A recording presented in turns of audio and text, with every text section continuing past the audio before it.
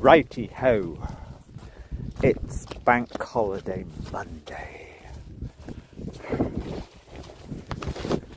Here I go, walking out.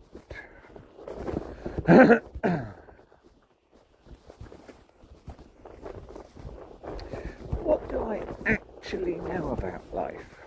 Well,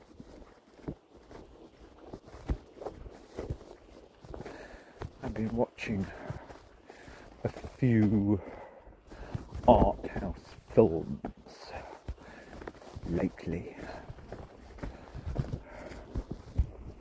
none of which I particularly enjoyed. The one I watched last night was the I've forgotten. I think it's this year. A German film. I'm a Man. I think it is. It's about a woman who has to train a robot.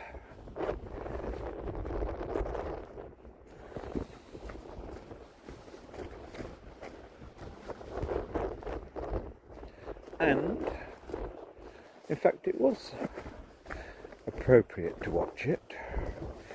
I watched Blue Velvet, or is it Blue Valentine? No. What's his face? David Lynch. That's kind of irrelevant, that one. It was good to watch a film from long ago.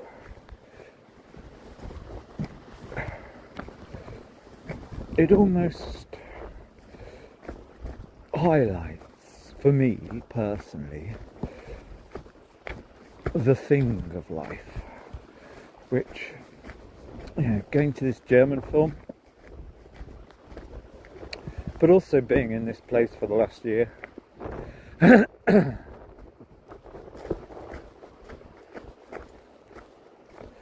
you see, for me to actually say this is almost the lid on my coffin.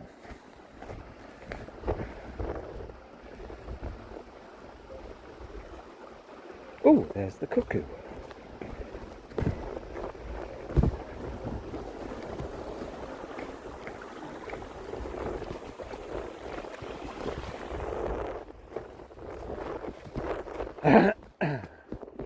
Almost the lid on my coffin. That sounds melodramatic.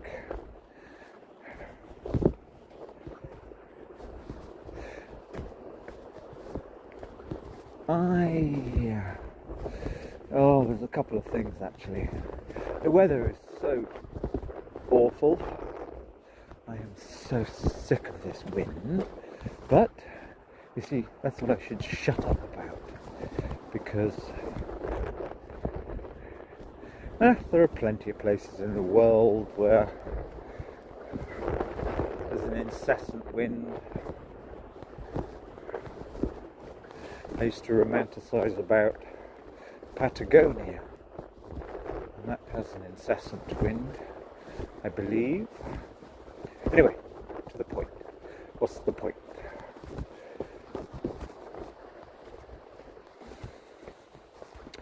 Yeah, I watched or listened to a couple of discussions this morning. One, if I remember, I'll put them up. One was I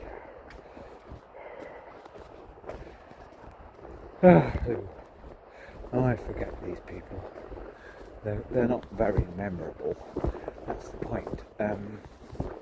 One of the new commentariat, a kind of performing softly spokenish man, speaking with somebody else. That sounds waffly of me.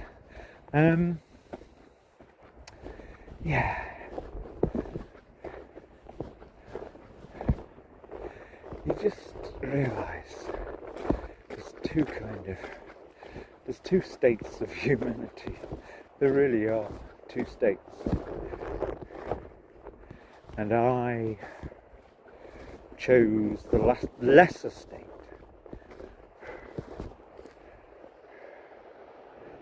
I don't do melodrama, but I just 10 minutes ago wrote a final, absolutely final message to the Serb saying scrub all my communication. That's not some melodramatic statement. It's so the two states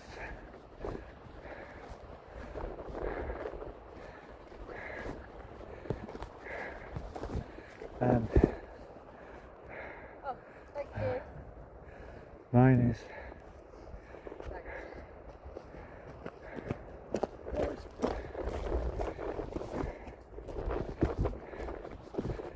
I took myself away from the conurbations. It's as simple as that. It's truly as simple as that. And those of us who either lived on, stayed on, the sidelines, the fringe, the rural hinterland,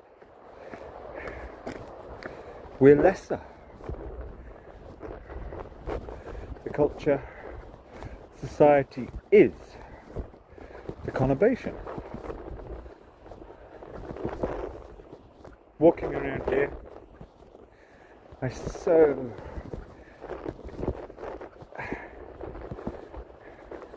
Cornwall's not as I actually thought it would be. I didn't realise you had this quite wild, cliffy path. Point being, I've never taken an interest in Cornwall, never. Because I lived, because I sought the rural places that are hilly and rugged. And rivers, I like the rivers.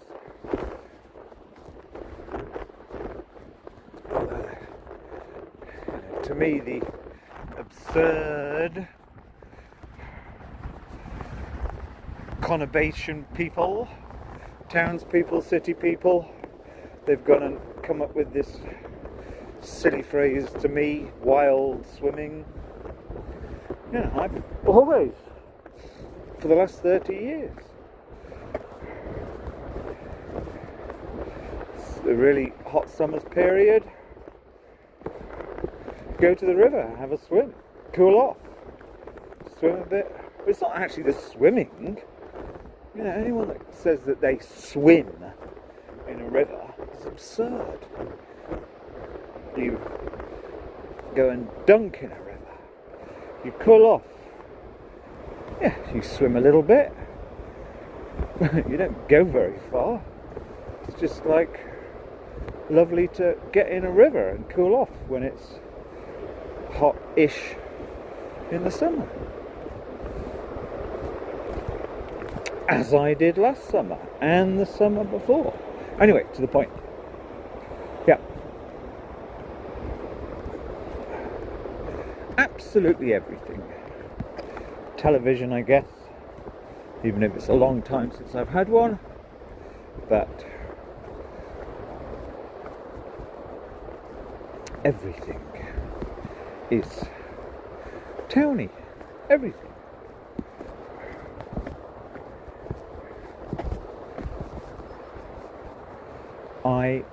I just have a different setting. It's worth trying to, well, it's not worth trying to describe it, because I know that my way of thinking, my way of being is dead. It's over. It's finished. I do not hark back to romantic Victorian or pre-Victorian poets. Wordsworth, I guess. I can't remember when his dates were. Wandering the fells and being daffodilish. I don't hark back to that. I live in the present. But my present, my personality, my way of being, I mean, you can turn it round.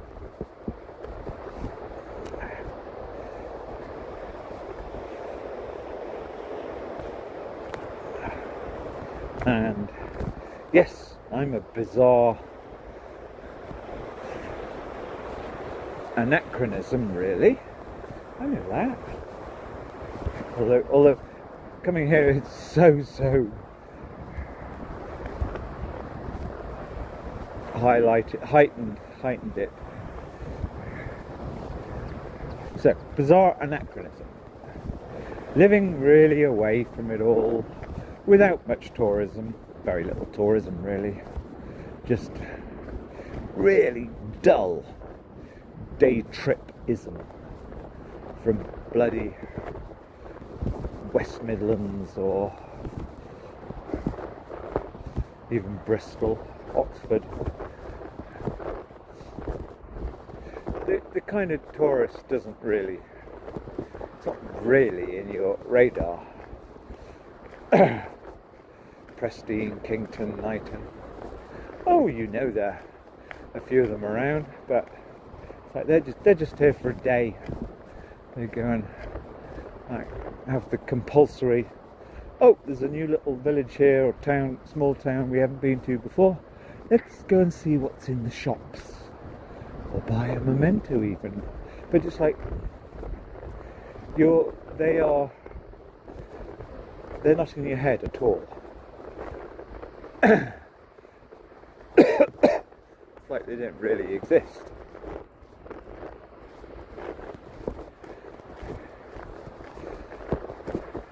So, one's society, those around one are just those who, like oneself, have lived entirely. It's about, it is that. I don't think they do it deliberately. I don't think they realise even. But they're living non-lives nowhere. Now, of course, all life is equal, but they're living non-lives nowhere. What do I mean by that? Those are the connotations. Well, it's partly this. It's not really this term I came up with 2 or 3 months ago. Lotteritis. It's not really that. It's just. It's like, I suppose in the town, the conurbation, the only thing that's really going to change anything in your life, although it's not any real change, is if there's a new building. People make a big deal. Oh, that building is being torn down and a new building is being put up. It becomes a focus of just discourse in the region. Anyway, back to my region. The region I've been in for many years, and here, I don't actually want to talk about here, but previous region many years, absolutely no cultured people. I don't like to use the word cultured because it sounds snobbish. I just happen to be somebody who filled my life with, what are they really for, I don't know, books, and then a certain amount of browsing around looking for knowledge. But I when you're of a rural setting, it's like fake knowledge or overclaimed knowledge doesn't impress you. Really doesn't. That's one of the things you see through it. It's like, okay, I'm talking for 30 years now. I'm reading this essay on the internet about this, that and the other. This is just really somebody trying to sound clever, and it's all a bit hype-ish.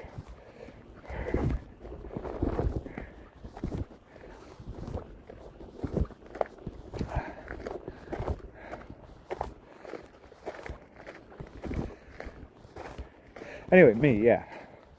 Just in ordinary life, I mean, it's really difficult. If you've educated yourself, even educated sounds a snobbish word. If you've just, rather than vegged out in front of inane television, if you've always tried to watch thoughtful films, French New Wave, etc., none of which, if you're honest, ever give you real answers to anything. They stimulate you a bit, I guess. A really good one leaves you sort of a bit humbled, a bit winded, like, it's meant to be really special, but what can I really learn from it? Is it really going to enrich my interior life, my daily life? Nope. So I spent years living in regions where you can't even have that conversation because people would have no idea what you're talking about. They are just one-dimensional in their just fairly humdrum, very, very fringe existence.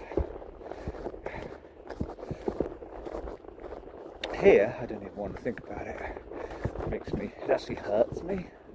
It's like, yeah, it's the town, city people are down here.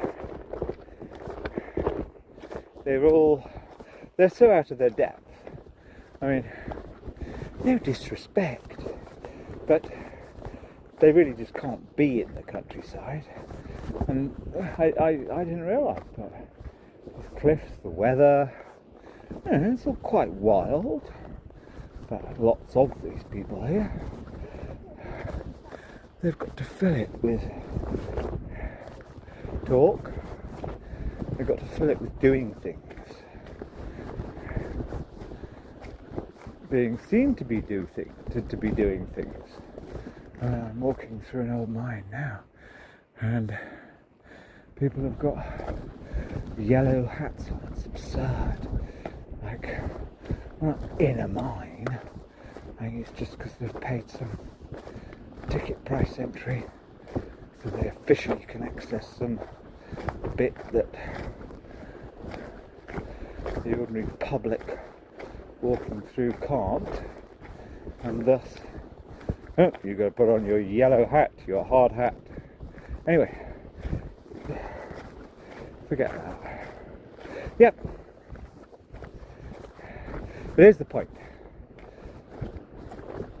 The conurbationites. You see, I didn't realise so long.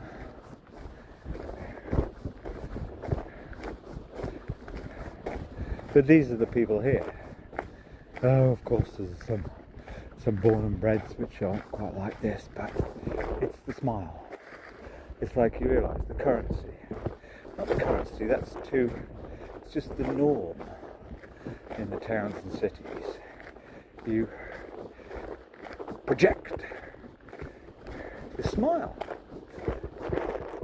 Now, it's not because people are more friendly. In fact, you see, that's where there's a great deception, I think. Because Conobites,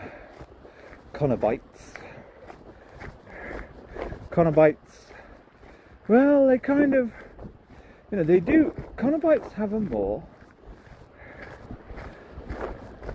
brutal way. You have to. I mean, you so notice this with women brought up in the city. Men too, I guess.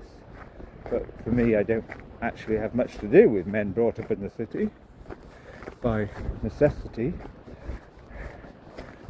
living in the marches with hardly any spare women because they come when they're married or whatever. and the born and breds tend to stay married. So it's like I've had to flail around looking for somebody who'd be a good new partner. So you have to kind of, to some extent, dig into the personality of somebody who may be free. And it's quite, it wrong foots you this, that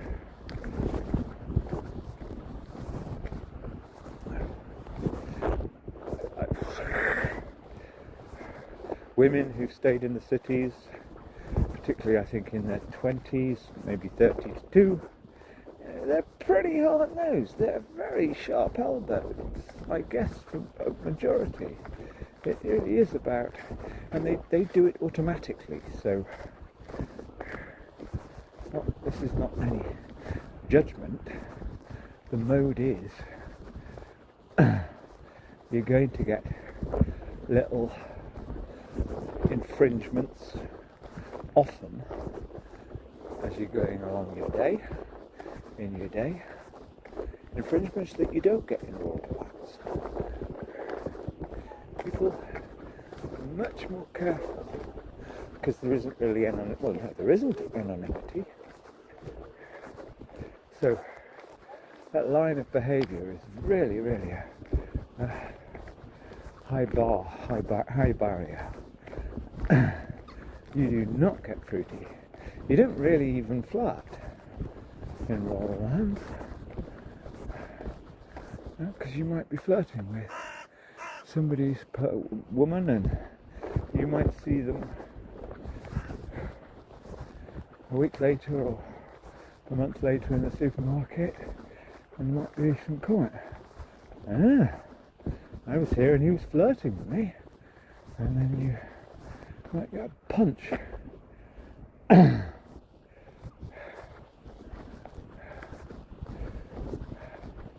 So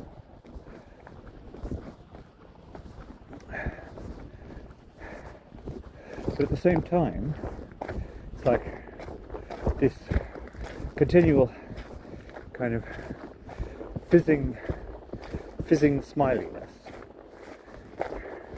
You don't get it at all in the countryside, in the rural lands, but here it's very common. And okay, I'm going to sound like a just useless whatever, but I really don't like it. Okay, that's my fault. I've come, I've moved, only for one reason, which is, well, I'm not embarrassed, but it's almost an embarrassment.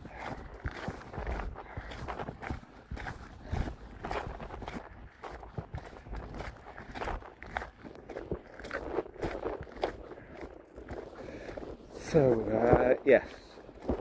So, I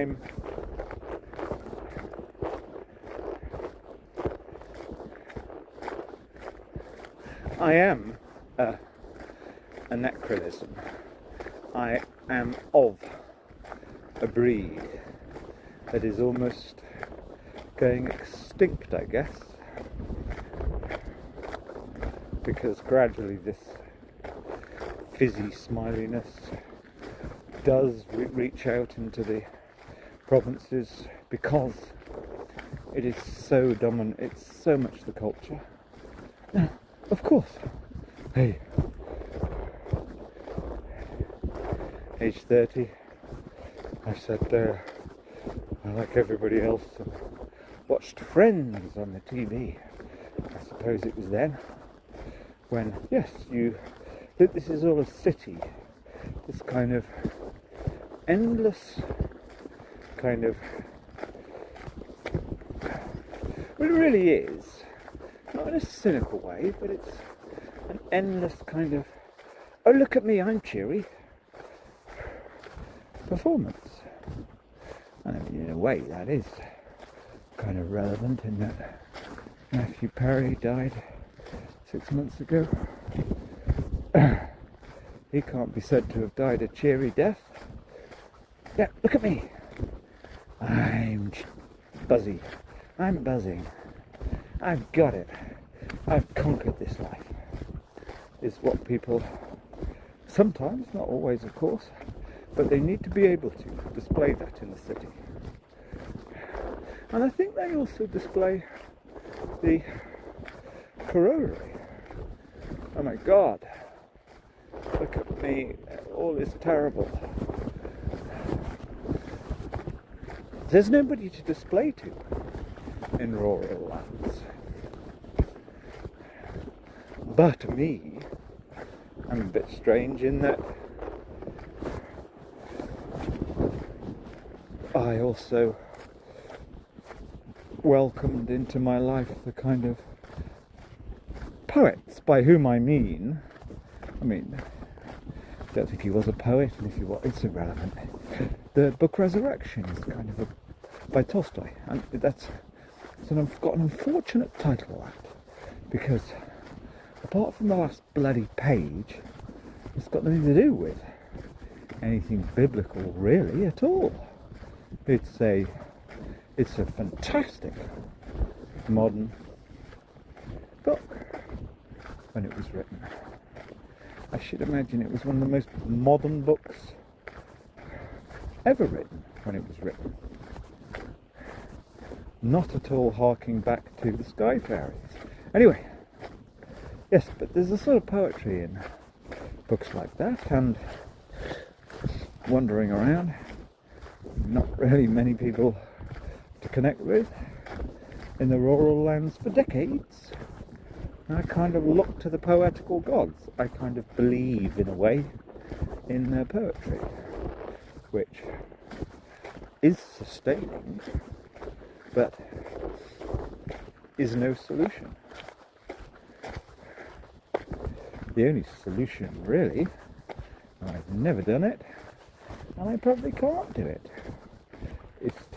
is for my personality, my psyche, my way of being, to click over into this.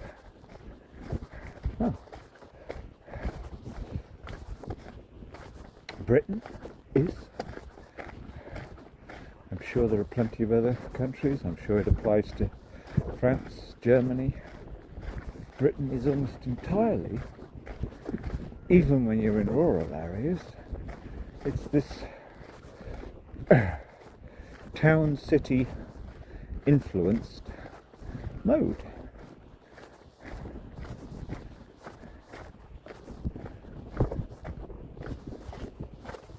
So, was I going to say anything more than this? And I accept you're a fool. No, the one thing I do not do is hark, is yearn. I know it's impossible. I know that can't be rolled back.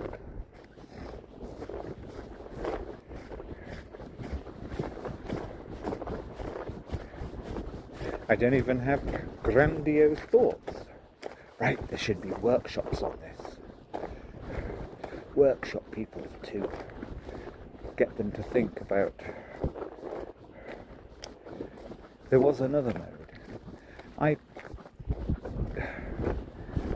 There's no point saying my mode is better, because a mode of being is just a mode of being.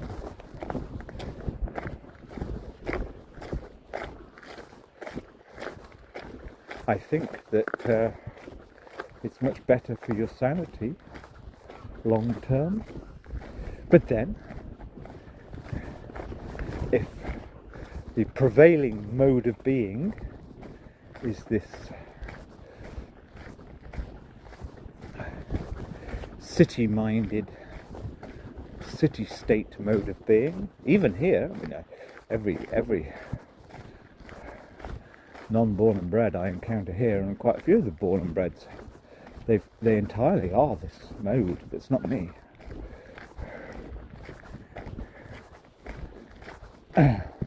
If that mode leads to less stable mental health over long periods of time, well, then if you have a crack up, you're just joining the club. There is not going to be taboo about it. Stigma, better word. It's the norm. It's almost like a social. You're almost, having crack ups, being up and down. I mean, to me, it's like I can hardly understand the women of that mode I encounter. It's like, Jesus Christ, talk about blowing hot and cold. It's like beyond me.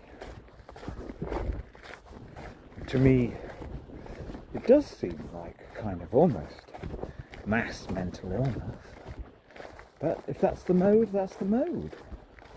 And they're in the majority. So the thing about human beings is what the majority gradually adopt, their way of life, way of being, their norm, just is. And within that new majority paradigm, there are hierarchies, there are systems. Now, I've never joined this new majority paradigm, so I couldn't take place in that status or belonging regime, because you can't really fake these things. So, there we go. Poor me. I'm just of a paradigm. And I mean, the bizarre thing is, here is the bizarre thing. Actually, this is interesting. Here you go. It was worth turning this on. In my 20s, by the age of 35, when was my daughter born?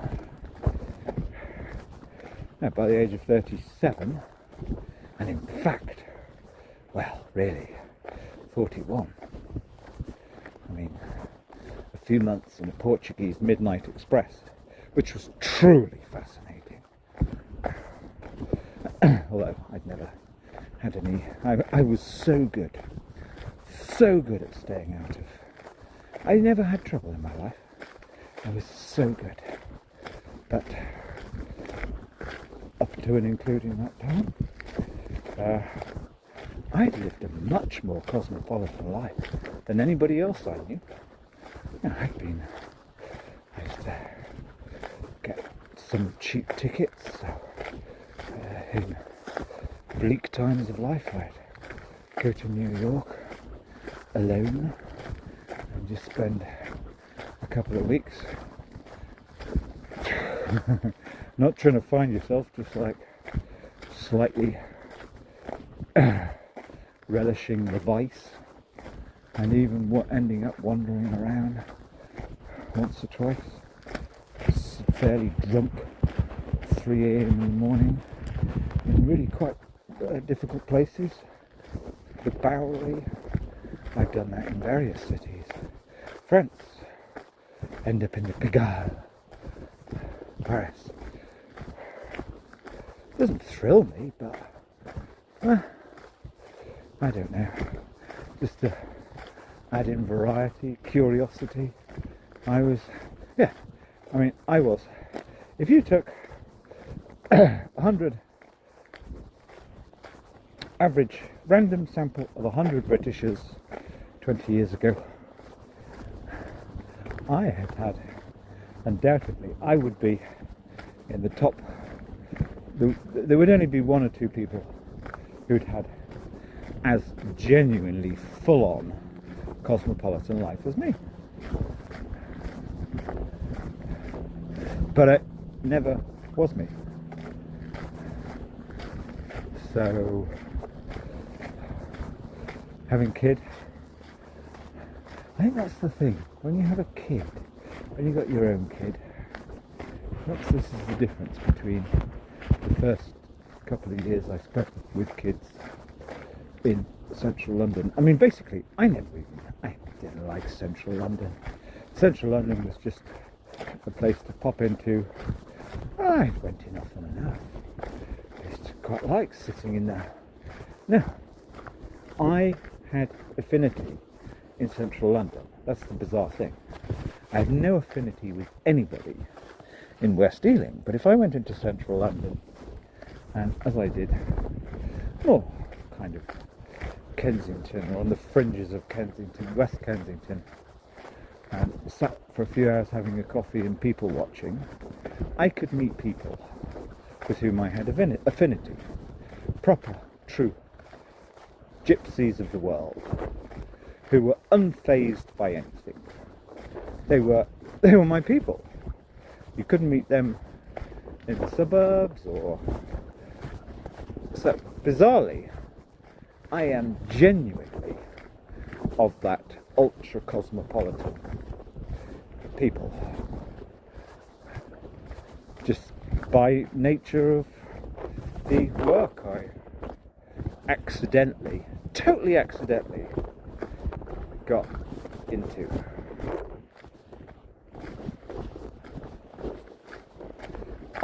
If I were with somebody, which wasn't very often, but I would be the person, if I wandered into a cafe on Kensington Church Street, I would be the person who was in my element, totally relaxed, have some, in a relaxed, informal way, but with some authority, so to speak. I could and would speak to the women, or even men, doling out the coffee, and I could strike up a chat with somebody at the next table, no matter where they were from in the world.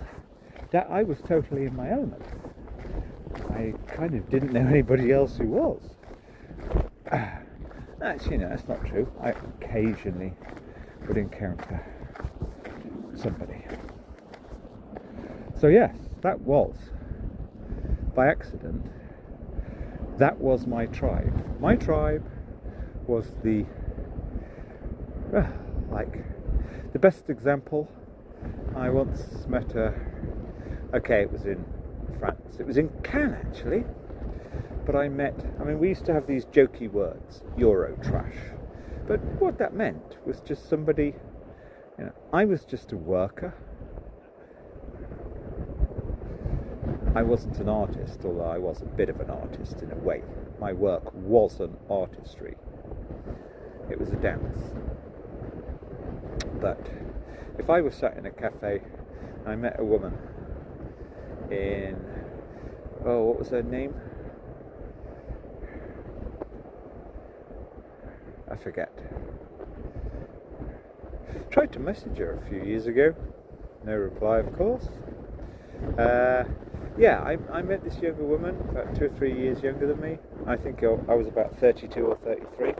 And she was some kind of an artist. She was I think she was some kind of a writer, or she might have even been a comedian.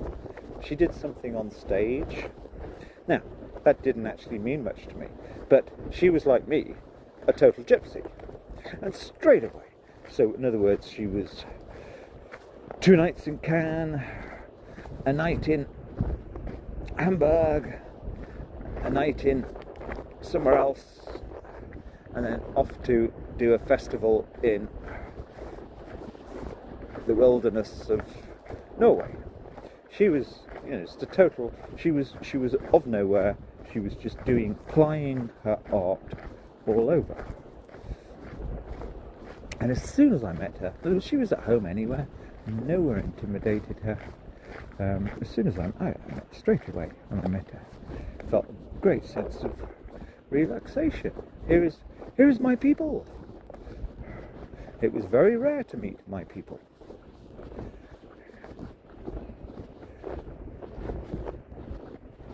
Oh, I'm sure there are more of them these days, but so that's the bizarre thing. Actually, that's the bizarre thing about me. What was the film I was watching? Oh, that kind of good Sorrentino film, even though he doesn't have women, he doesn't highlight women as the stars. Yeah, I liked it that the woman in that film said the only thing I'm in, quite a older intelligent woman, said the only thing I'm interested in is me. Now, I'm not actually interested in me, but now, years on, I didn't feel interesting at the time because it was just my life. Yeah, but to most other people. But go back to that key point. So that key point is like, yeah, and this is not kidding. And I didn't like this, yeah, because I actually was always quite a humble person. That's the bizarre thing. And I think I was humble because my father was not, and I had seen through arrogance. It's as simple as that. So yeah, if you took 100 people randomly, even if you took 100 people in London, because I had some social life, if you took 100 people in London, I would be in the top 5% of having had the most bizarrely sophisticated, cosmopolitan, erudite existence. Now, I wasn't an elitist, so I wouldn't tell people. Wow, I was in the Louvre on Tuesday, wasting a few hours waiting for some customers to come back. I wouldn't tell people that. And more importantly, I didn't make a big thing. It's like, oh, okay, I'm here and there's some famous art gallery. As long as it's free, I'll put my nose in and have a look. I was a landloper. I was a flaneur. Kind of voyeuristic. So there we go, yes. But, so that's the thing. That's the bizarre thing. I was in this, I deliberately do not use the word elite, but by far, I was totally relaxed about, oh, right, ended up in Milan. I did actually take a rough guide with me. I always have my rough guide with me. They were great in the old days. They were much better than Lonely Planet. Rough Guide was the slightly down to earth, slightly more bohemian version of Rough Guide, Lonely Planet Guide. Yeah, I'd always have my Rough Guide with me. So it's like, okay, I'm in Milan. I've ended up here. That wasn't the plan. I've got to wait 2 days here. No, I'm being ironic. I've got to spend 2 days here. What will there be here? How should I make the most? And that's what I always did. Make the most of. A couple of days in Milan. I did plan out. Not in kind of some American obsessive way. No, just, go for usual mid-morning, early, 10 o'clock in the morning, cafe, find some square, people watching. And if nothing interesting comes out of that, I might walk over to that quarter of the town, go and see that. Nah, I'm not going to go there, it's just touristy. In other words, all the time I spent in Paris, it was years before I went to Montmartre. Years. I would just avoid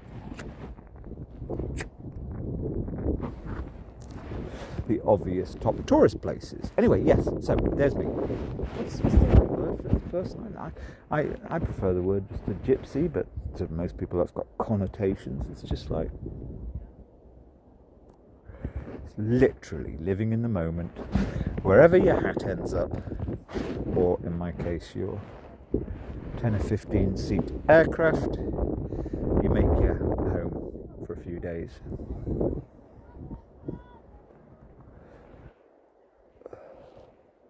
And there were very few of us. Very few of us. To most people, to city people, because one was mainly encountering city people, of course. The city people, they were there on a special event. To me, it was just, I've ended up here. I must make the most of it.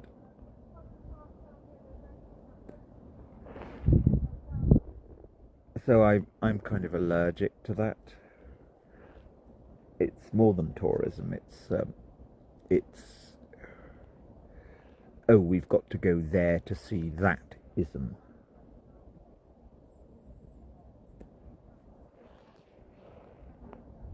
Oh, I wish I would drop dead. I'm serious. I've had enough.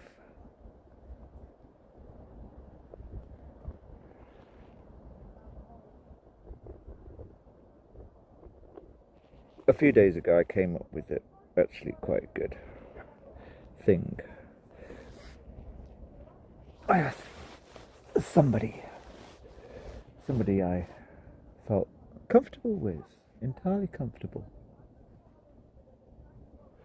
a unique person. No idea if I'll see her again. Probably not, I guess. I hope I do, but I asked her if she was lonely, and actually that was a really out of place question. I'm not that good, really. Is anybody? I don't know. And the funny thing is, so we all know there are. You see, I think the city people perform the following. We all know there are like two states: solitude and loneliness. And I really don't like it, the way, particularly women, the last 10 years, it's almost like they brag. Oh, I'm so good at solitude. Yeah, solitude's a pretty sad condition. But I'm really good at solitude, and I know what solitude is. Solitude is really, I suppose, in that state, particularly if you live in the rural fringe. Solitude is that state where you kind of you don't aspire to anything with other people, really. And you just get used to pottering around. And to me, it's like always been pottering around. Always like to have a kind of few sheds, fixing things. In my case, always doing the fixing outdoors.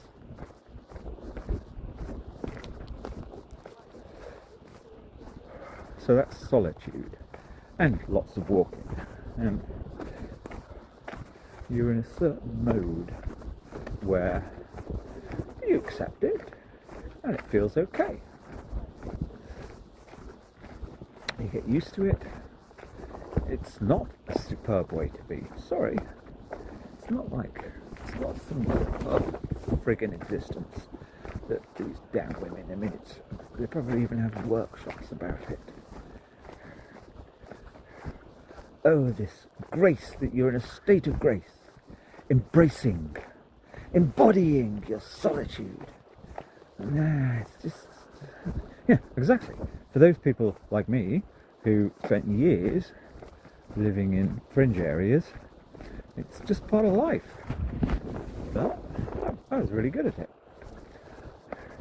Then there's loneliness, which clicks in sometimes, and I think loneliness, bizarrely, although it's a completely different state, loneliness is a negative state, without a doubt. I listened to some talk this morning, only because it was raining, and I don't know what to do with my life. So, some TED talk by a woman. God, I can't stand TED Talks.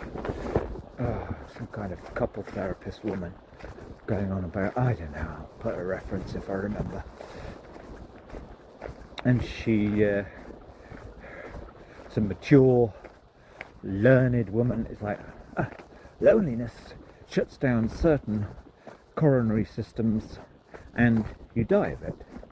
Now, without a doubt, loneliness hurts. It does feel horrible, and it is a negative physiognomical state. Is that a word?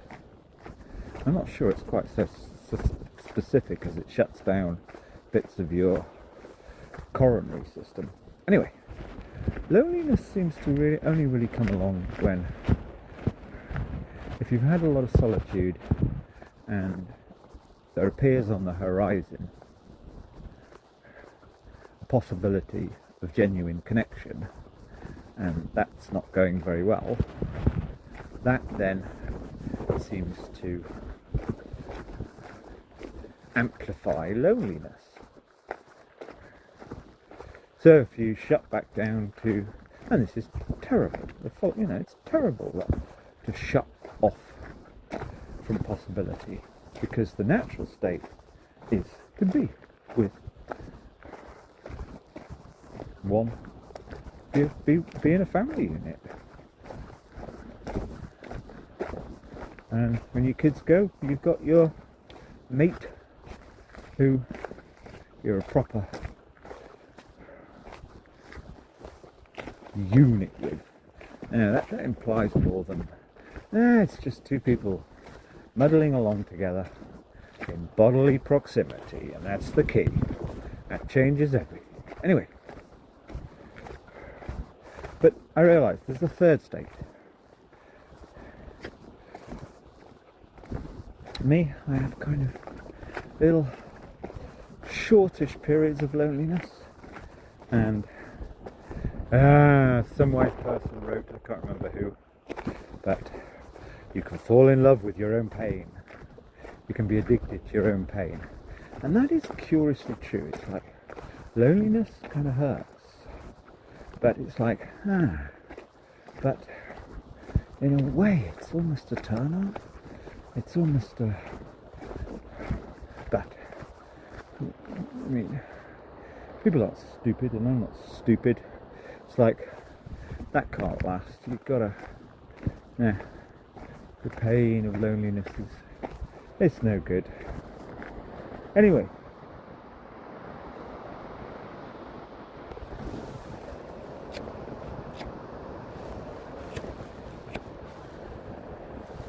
but there is a third state.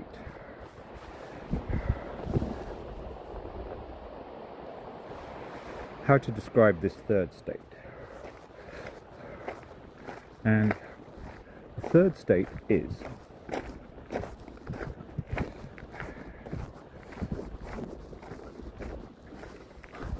it's bizarrely different.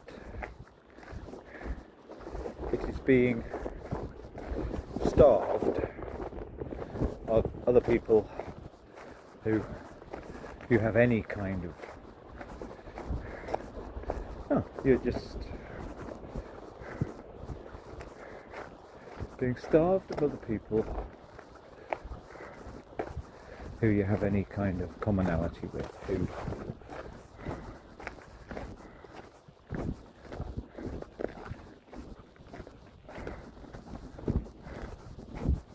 like me here 1 year.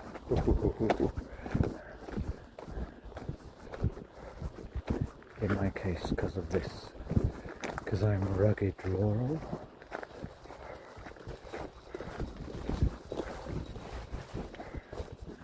And also, as I'm walking the paths, I'm just walking. Now everybody else is performing something.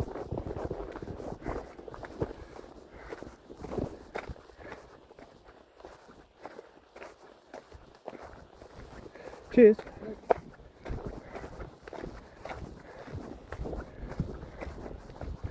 Everybody is almost making some statement. I just find it bizarre.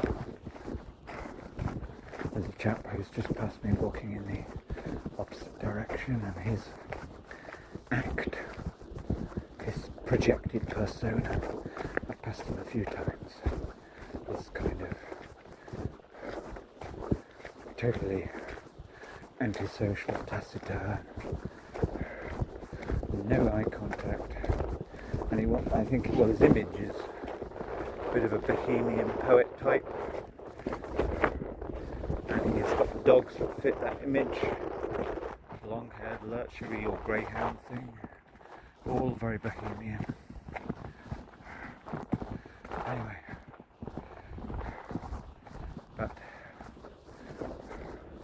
And this is different. In past region, most people kind of deliberately adopted a kind of neutralish, not projecting anything into anybody. Anyway, shut up about that, it's irrelevant. Right, so yes, this third state. I mean, it sounds like solitude, but it's not really.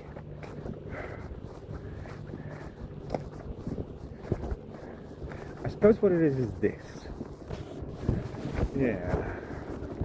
As per me, a year and a half ago. Right, okay. I'm really done with that whole non-community,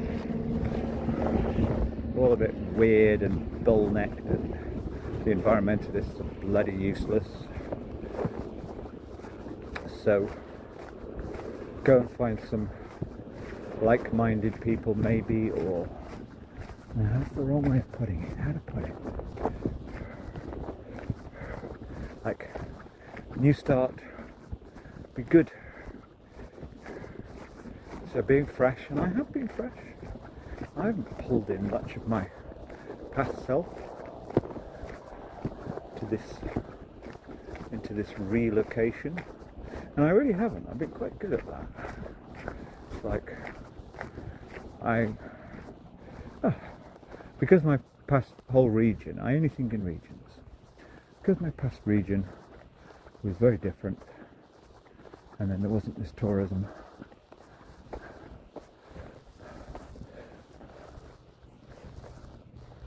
I really am. Come on, quick, I need to pee. I've really been in the mode of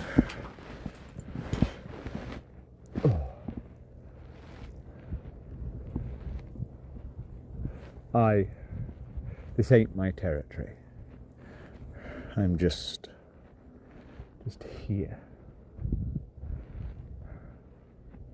I got no inside info. I don't know what the politics, what people really are about, how they live. Right, let's get on with it. So, it's like, maybe that's it, you see, because that's not really a very nice way to be. So yes, so it's like, because you're ready, because you made a change, because it's like, okay, and yet you're starved of any meaningful human interaction, and also starved of, although I should be used to this bit, starved of any affinity with anybody except Mrs. Monolith. Should we call her Mrs. Monolith? Nah, she doesn't. I respect her entirely. That's the point, actually, because I think we have some affinity, I think.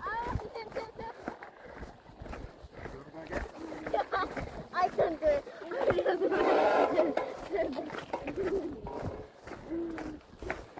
She's really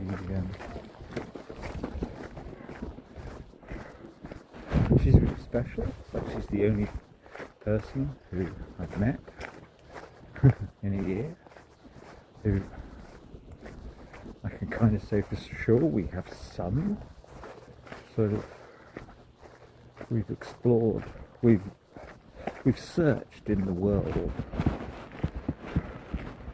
to some extent in a similar way.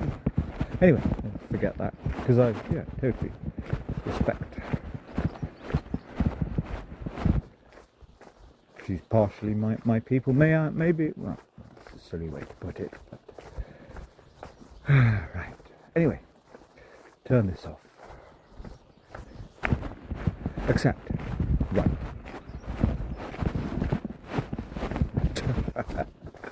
Oh, you see, the following is the tough bit.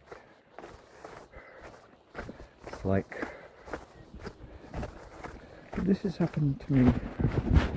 I've been in this following place quite a few times in the last 8 years, 8.5 years.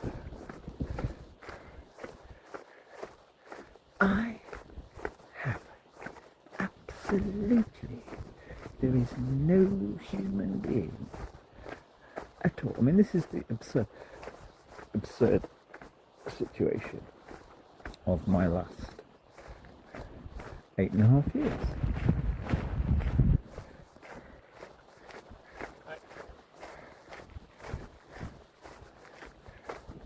Quite often, definitely 2 or 3 times a year, I'd be walking thinking, oh, right, well, I thought I had some kind of 1 or 2 new meaningful people.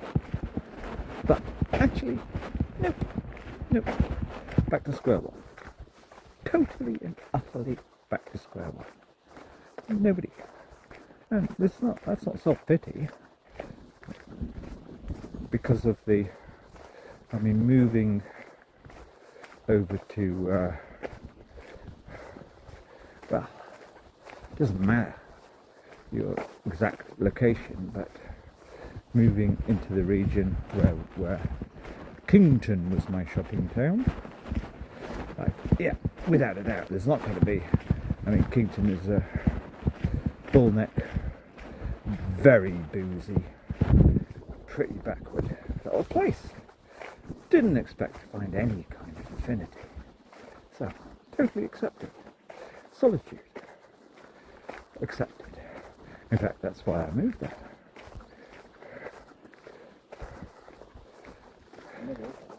Ten years ago. Yeah. 11 years ago. Get away. I no longer have any kind of interest. It's no longer even the slightest momentary pleasure to go into Hale and Wye for a coffee and watch the world go by. No, because that place had gone so up itself. It was only,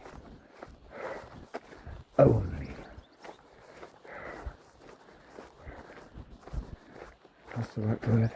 Bleakness. Never one bit of nourishment there. As gradually a certain kind of Londoner started to rule the roost there. It was so awful. They are to me, because they're the kind of worst sort. Oh, I shouldn't be judgmental, but it's like big fish, small pond. I mean, basically you have to be a certain sort of person if you're going to move out of London age 40, 50 or even 60ish as per Mr. Lawson, and want to build a new little empire in somewhat like Hale Wye. You've got to be, I don't know, I do think that is kind of poison. I think that is poison to the soul. When I moved out of London, age 32, yes, I know I've gone off on a slight tangent. The last 2 years or 18 months I was based around London. Is the only time I actually had anything to do with anybody in central London. Only because she had a couple of kids. To me, central London didn't really exist, except for I didn't even go to shows anymore. But yeah, those going for coffee Saturdays, 10 o'clock, 10:30. Always the slightly more interesting people are out at that time. and sometimes late afternoon, and chatting up somebody interesting-ish who was my people. But apart from that, central London didn't exist to me. I rarely went shopping. I did most of my shopping abroad. Anyway, not at an elitist level, just I kind of like that. I don't know why. Anyway, try and keep to the point. What point was I on? This third state.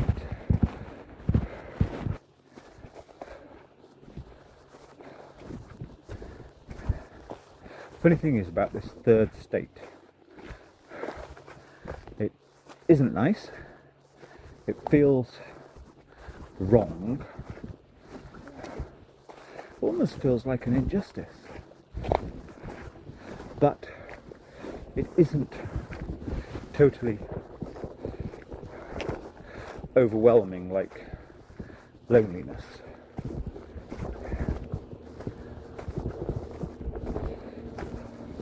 It just feels, I don't know, it's a waste. It's the state, it's like, I feel, it should be resisted. But you can't. You can't. Yeah, I know what I was going to say. Right, so, yeah, bizarrely, this is the one thing I don't want to admit. So, every 6 months, as of 8.5 years ago,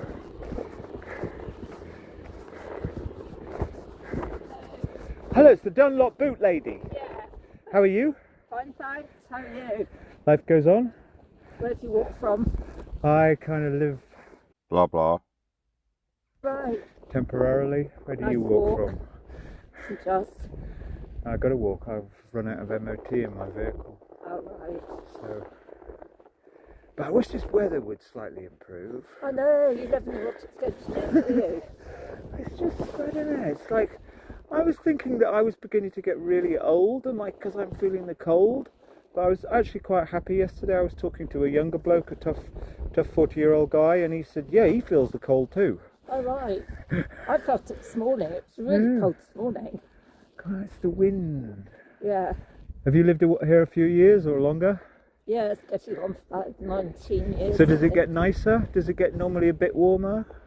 Yeah, eventually. But we always seem to have bitter wind. Yeah, it is a bitter wind. It's strange. Oh well. Yeah, you just got to keep on keeping on. Yeah. It's a beautiful place to live. Yep. And you got a good dog. Yeah. Come on, get your ball. I'm not gonna. It's your ball. Throw it for her. I know. Now here's the big question. So is yours a purebred collie? Sorry? Is yours a purebred? Well, she's meant to be, but I think sometimes she's got something else in her. A friend of mine has got a purebred. He's a really lovely natured dog. And somebody was telling me recently that collies never bring the ball back. Is that true? Well, yes, she doesn't actually. Yeah. No. Apparently it's a collie thing. Yeah, she'll just drop it. Very You have to rare. go and get it. Almost all other dogs bring the ball back. So collies are a bit blooming dodgy, eh? They don't bring the ball back. And I noticed that with my friend's collie, who I spent a lot of time around. Well, learn to bring the ball back. They can learn to bring it back, though. Well, she hasn't learned yet. I think it takes a lot of effort. I don't know how you do it. Well, she normally would sort of like stop over where that gate is. I'll say nearer, and she'll move back 2 feet, lie down again, and she'll just gradually creep. But she'll never come all the way to me. And I like collies because they've got a mind of their own. They're really intelligent. Yeah.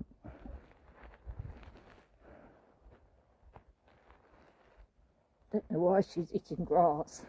Anyway, Yeah. see ya. See you again.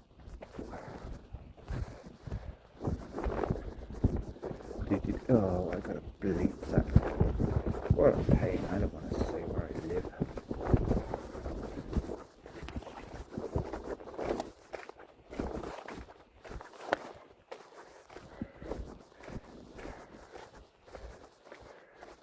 Oh well. Okay, and where did we get to? We got to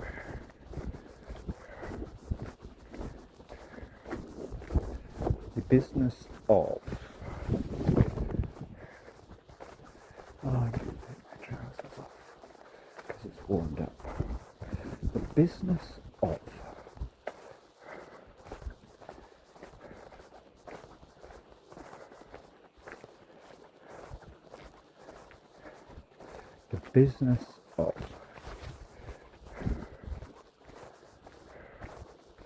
come on, it'll come back. Right, talk myself back into it.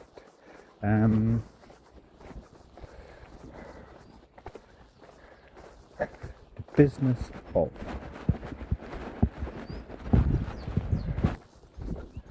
So we had rural people are pathetic and there aren't that many left, and the reality of life is that the majority just win out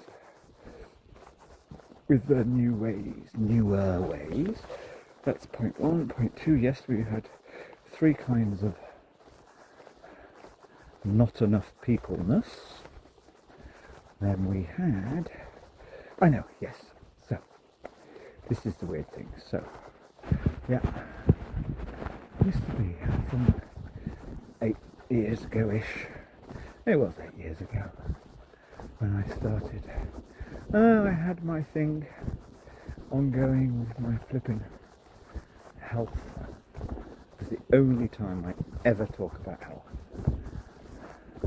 And I'm glad of it because it nearly did me in. Met my maker. Anyway, so yes, like out of the blue, living in this really fringe area, I would have little spurts at finding new people. I wouldn't really be looking for them. Didn't expect them because I'd moved within the region of Kington, which is famously redneck. And I'd like be quite hopeful, like, oh, right, we've got one or two new encounters and might encounter them again, or might try and keep something going, flirt even. And then every 6 months, oh no, none of that came to anything, nobody left. Nobody. So that wasn't a true negative because not expecting anything.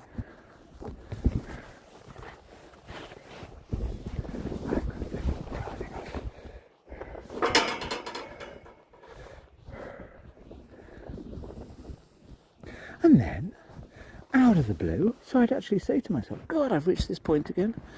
Nobody, absolutely nobody. Nobody would know if I had dropped dead. Nobody. And then, randomly, I'd have another little new spurt of just... There'd be a few, sort of mainly female, but sometimes it would sort of be a new male acquaintance of kind of occasional import. I'd be like, for a few months I'd be, by my standards, full up. You see, that really is the thing. I think three or four significant people in life is enough. Any more, it's not rightly greedy, but you can't possibly have enough time to have more than 2, 3 or 4 people in your life. It's just not really possible. Unless it's all just at a kind of fairly shallow, charmy social level. Which, because of my earlier lifestyle, and then where I live, has just never been my life. It's like,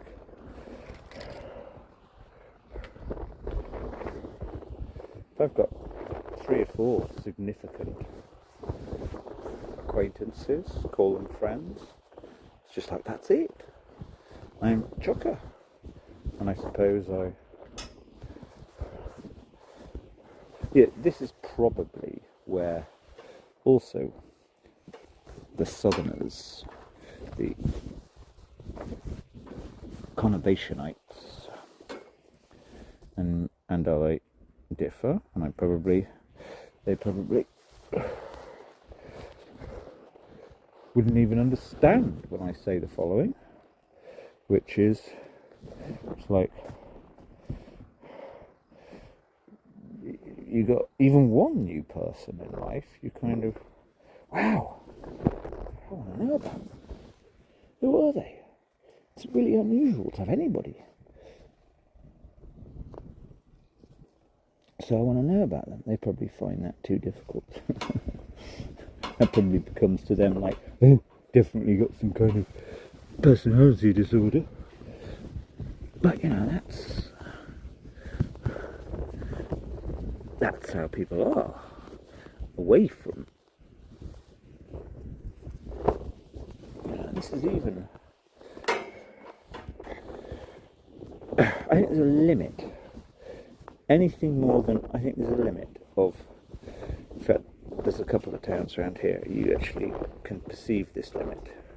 4,000 and under, it's like, it's almost people feel who've stayed there, who were born and stayed there. Almost feels they're kind of almost, they have a duty, they have to just superfluously know everybody. And above that, oh no, it's kind of they disconnect. They accept that there's going to be plenty of people they'll never know.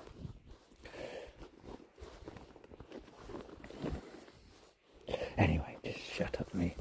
I need to turn this off. And accept exactly where I am. Because that's the only way you stay alive. The only way you live on is accept where you are in life. That's the only way. That's kind of something. It's hard,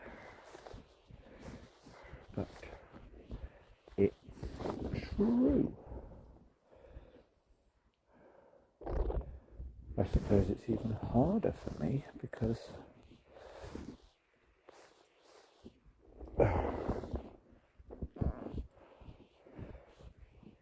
in these rural, fringy areas, if you have encountered somebody who seems sort of that significant in your life, they're aware of that. And they know that's fairly unusual, so it's a kind of mutual thing.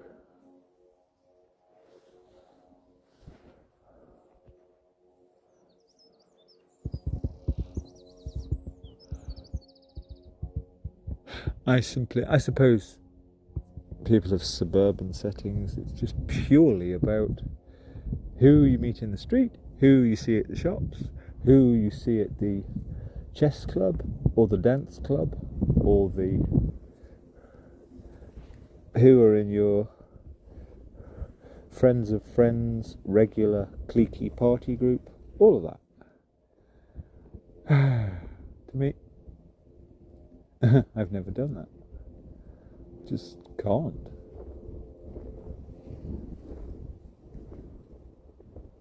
So be it.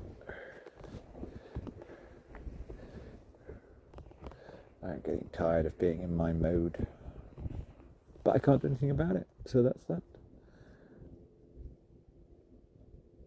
It's a shame I really don't ever feel properly suicidal, which of course would be terrible.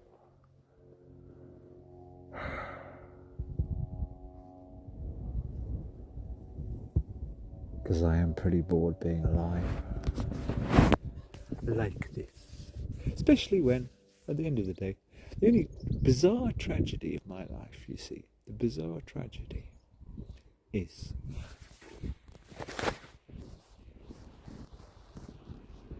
painfully, over a time, I accepted accept is the wrong word, but even though for the first 3 years, from 2010, I literally, every day, every hour, was figuring, can I try and do something to nudge or magic my daughter forward from her Stockholm Syndrome state. Oh, it's almost full time.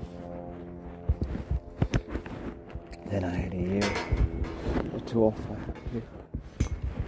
And then in 2015 again, 2.5 years of, well, yeah, she's in touch, even though dysfunctionally. Can I magic something forward here?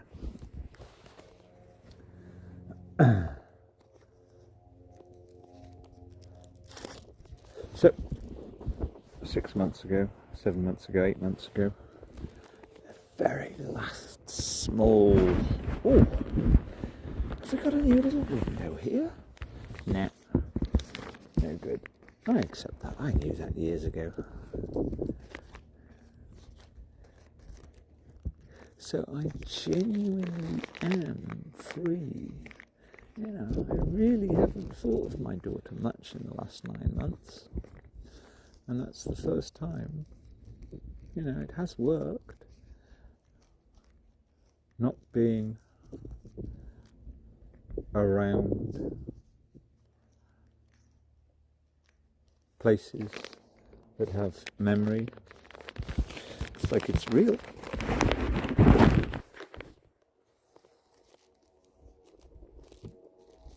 So, I'm free. I wrote this morning. It's true. Even a year ago, I had a bit of baggage. No baggage. None. And even better than no baggage,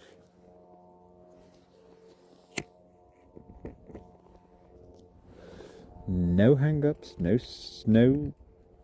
denial, no no-go areas. Beyond caring. You did go, no, it sounds cynical. No, done my best.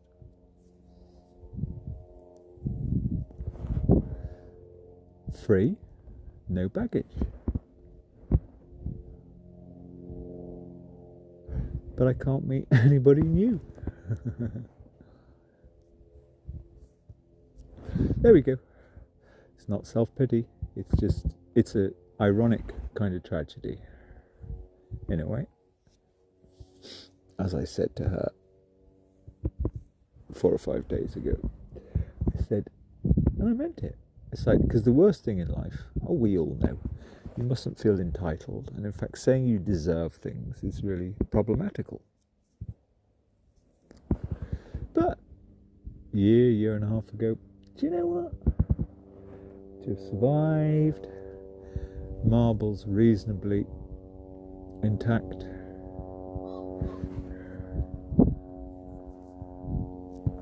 for the first time in my life, I deserve something reasonable and functional, some new functional start again phase in life.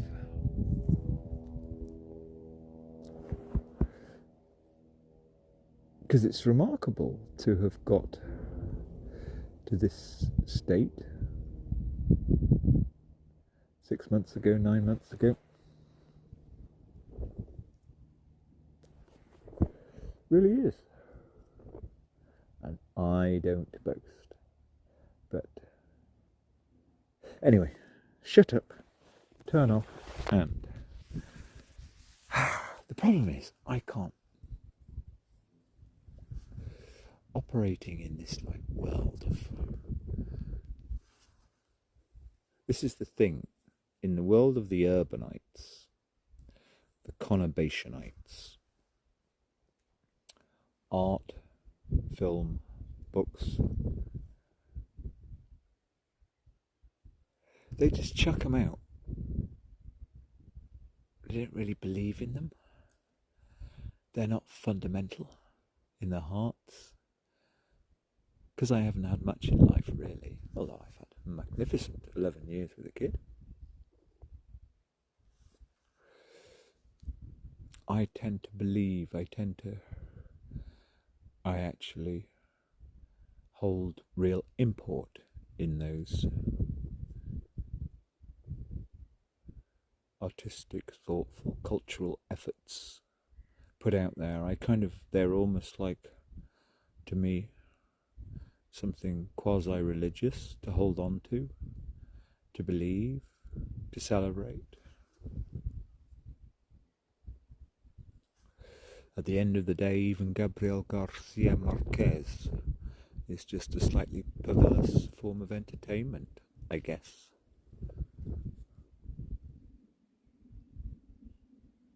The end.